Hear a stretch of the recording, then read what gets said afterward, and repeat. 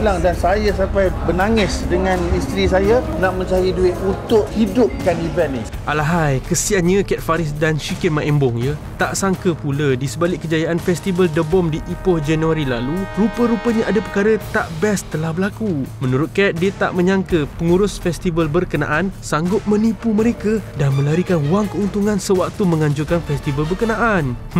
Sabar ya Kat dan Shikin, mungkin ada hikmah atas apa yang berlaku ni. Sebenarnya kita orang ni muka depan je untuk event. Mula-mula lepas dah jadi muka depan tu, dia makin jadi complicated bila banyak keadaan dia, banyak benda yang ada tak ada. Orang yang panggil kita ni tarik handbrake, kita terpaksa handle sendiri dan pula ada seorang manager ni uruskan segala-galanya lah, sampai baju semua. Dia jalankan event ni, lepas tu kita tanya, apa cerita? Macam mana event, untung ke tak untung?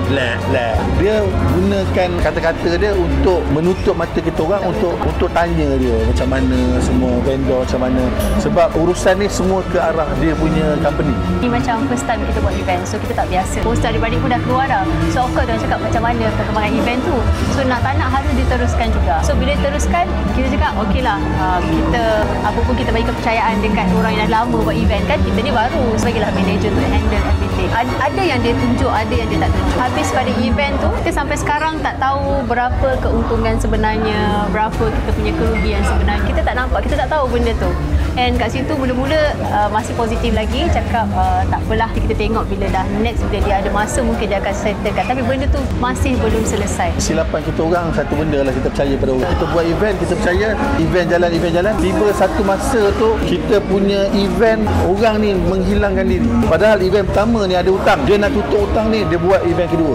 Bila dah buat event kedua, dia tak dapat handle, dia hilang dan saya sampai menangis dengan isteri saya nak mencari duit untuk hidupkan event ni. Sebab kemah semua dah pasang semua, tiba-tiba dia cakap, kalau kau nak settlekan benda ni, aku nak kau bayar dulu. So orang kemah tu tak salah, kita orang ni as a OTO, orang cakap, kita terpaksa take over benda tu, selesaikan masalah tu. Dan kita orang pinjam orang ni, berjaya lah dapat hidupkan event tu. Tetapi kita berhutang. Esok dia budak tu datang, dia terus cakap tak apa, kita boleh settle sebab banyak vendor yang ada. Selalu kita minta update macam mana, kemah okey ke okey, vendor okey ke okey, dia semua cakap okey je. So tapi sebenarnya kita tak tahu, ada masalah tu datang, dia terus hilang.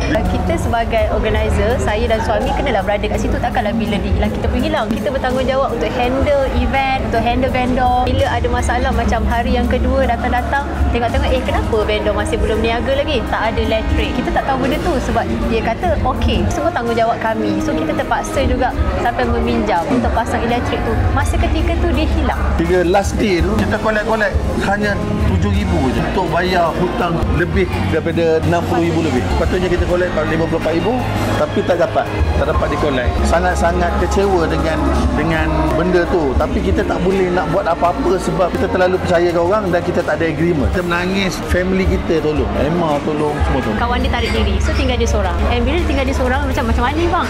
Okey lah, so kita bertiga, jadi tinggal kita bertiga take over event tu buat sendiri, jadi partnernya. And then saya dengan suami masih baru, kita tak tahu selok-belok macam mana nak kutip duit vendor, kita tak tahu macam mana, semua kita tak tahu. Event yang pertama dekat Ipoh, alhamdulillah dalam masa 4 hari kita ada 350,000 orang pengunjung. Kita anggap event tu yang sukses. Yang amat terkejut sekali bila habis event, dia hilangkan diri. Kita tak tahu pun apa closing dia, keuntungan dia, mana ada rugi ke untung ke apa, kita tak tahu. Apa yang masih berhutang kita tak tahu. Saya dah rasa macam pelik sebab ada beberapa hutang yang kita kena bayar kat tapak pertama ni, dia suruh pakai duit yang ini. So macam apa jadi kan?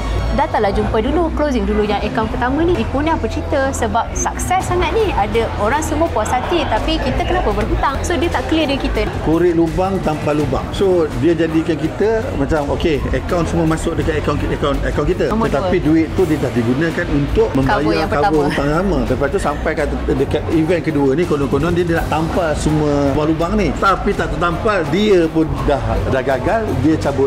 Kat memang first time tengok dia menangis, yang solat pun menangis, non-stop menangis, kita berdua menangis, tapi kita kena teruskan untuk vendor sebab vendor dah sampai kat sana. Kita nak ketengahkan bahawasanya kita tak nak stop kat situ, kita terus buat dengan semangatnya adik-beradik ni bersama. So Mak Embong punya family ni dah bersatu sebabkan dia. So moral of the story, semua cakap okay, for you to go another event, mula-mula dah agak give up, tapi rasa tak boleh sebab ni adalah event muka depan Mak Embong. So last kali kita cakap tak apa, kita decide untuk teruskan event yang ketiga ni kat sini, dan 100% abang yang involve, keluarga yang involve, semua 100% adik-beradik.